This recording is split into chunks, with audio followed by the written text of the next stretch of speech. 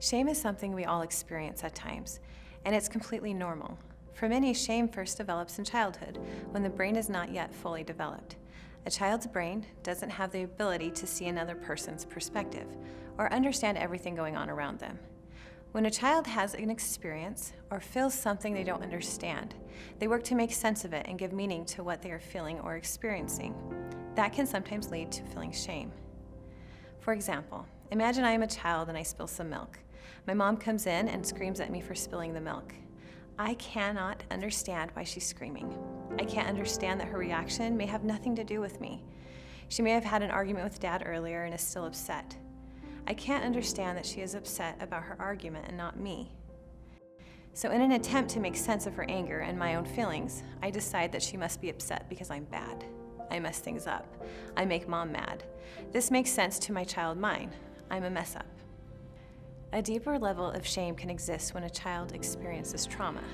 Child sexual abuse, for example, is difficult to understand even with an adult mind. Imagine a child or teen trying to make sense of it.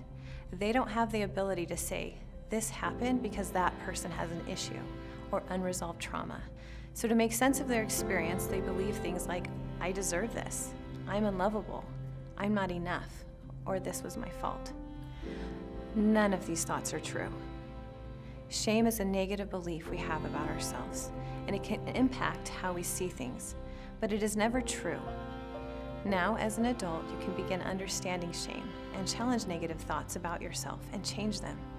It will take time, mindfulness, practice, and self-compassion, but it can be done.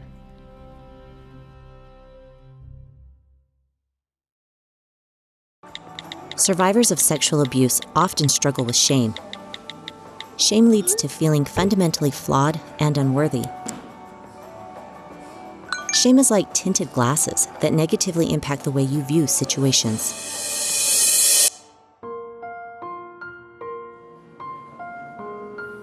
I wouldn't want to hang out with me either.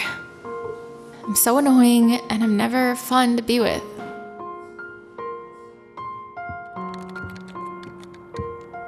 Hey Liz, hey, I have some feedback for you from your last report. Do you know which one I'm talking about? You had I knew that report was terrible. last week. I can never get Did you have things some time? right. Maybe later on I can. I'll probably get fired. Go over those reports.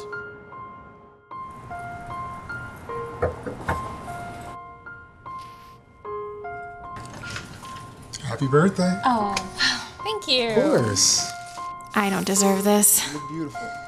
Why is he doing these nice things for such a terrible person? Fancy place I'm ready to take you.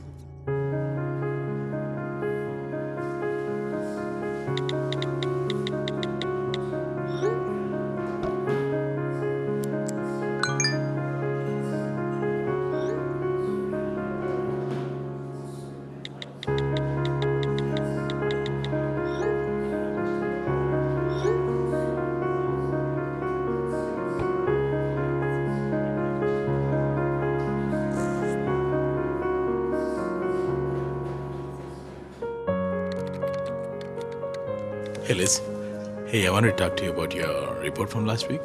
Oh, that would be great. Actually, I had some questions about it. You know which one I'm talking about? You had 3. The first one we talked about, I Yeah, think, I in the think meeting? so. Great. Happy birthday. Hey, thank you. Oh my gosh, so beautiful. Oh, you look beautiful. Oh, thank you. Yeah. Thanks. You all ready for our date? Yeah, let me just get my coat. All right.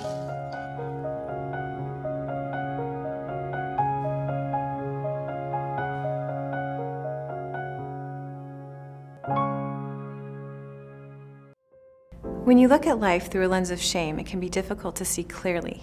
Shame is common for a survivor of child sexual abuse to feel. But if it goes unchecked, then shame can slow you down on your healing journey.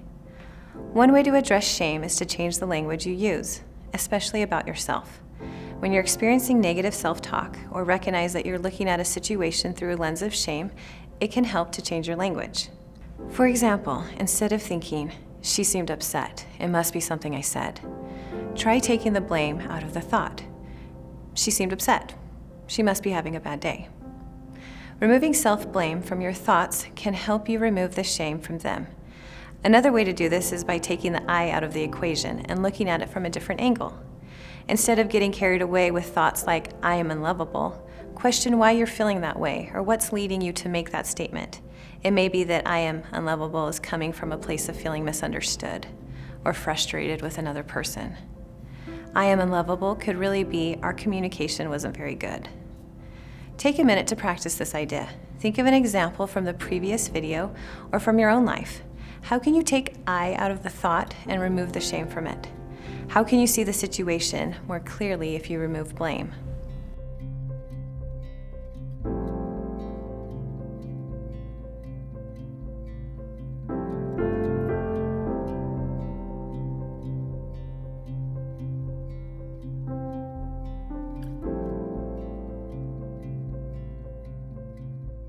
Another way you can change the language you use when shame takes over is looking at the big picture and not making a moral judgment based on one situation.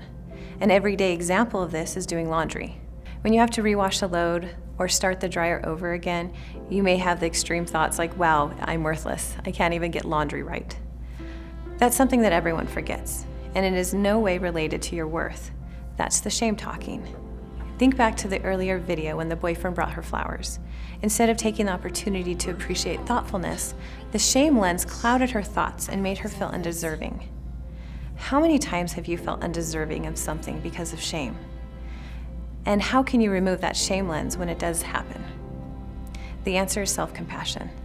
Self-compassion is actively loving and valuing yourself for who you are right now. Sometimes it's easier to show compassion to others than to give it to ourselves. That's why a good place to start with self-compassion is seeing it from another perspective. The next time a shame-based thought comes into your mind, like thinking you don't deserve the flowers, imagine what you would say to a friend if they said that about themselves. You would probably tell them that they are amazing and absolutely deserve flowers from someone who loves them. By looking at it that way, you may realize how you can be kinder to yourself and give yourself the self-compassion you deserve.